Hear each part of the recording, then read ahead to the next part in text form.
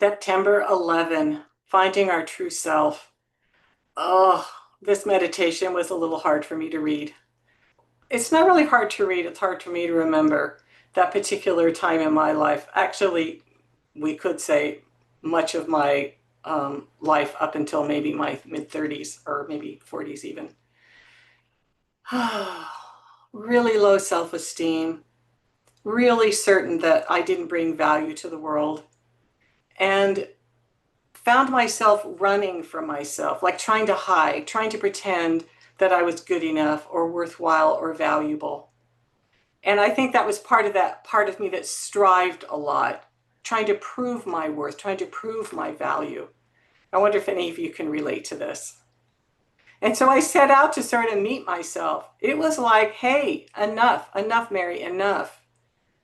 If you really are a very low value person, then face it. What is the best you can hope for in life then? And strive for that. Or maybe you'll discover that you're not so low on the totem pole. Maybe you'll discover that you do have value. And then you can strive for something different, something more worthwhile to you. So I did. I faced this time in my life, and it was painful. It was really painful, actually. So I want to tell you one thing that a trainer friend of mine taught me. He was one of my first trainers. Wes Taylor is his name.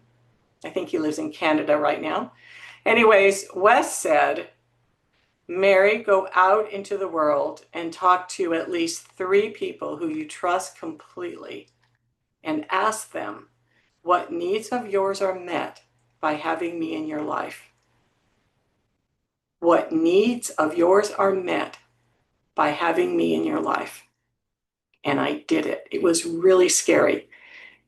And I want you to know that I'm going to suggest you do this and be really careful that you pick people who you know are going to answer positively, because this is quite a vulnerable act. So don't go to people that maybe will give you an answer you like. And if they say, like some of my family and friends said who didn't know NVC, they said things like, oh, you know, Mary, you're great, or you're really funny, or, you know, things like that. The next line that I would say is, oh, that's great. I love hearing that.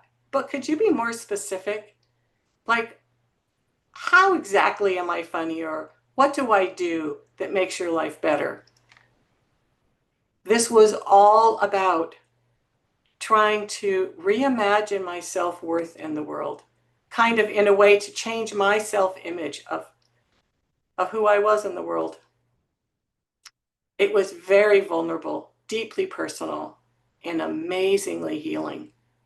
So that's my challenge for you today.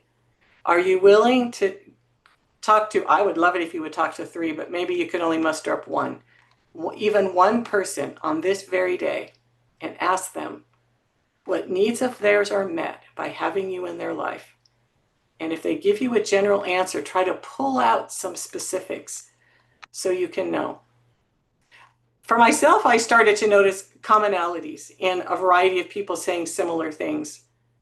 And so I was able to update my self-image and think, well, maybe I'm kind of just acting as if I believe these things. Maybe I did that for a while, but eventually I did start to believe it.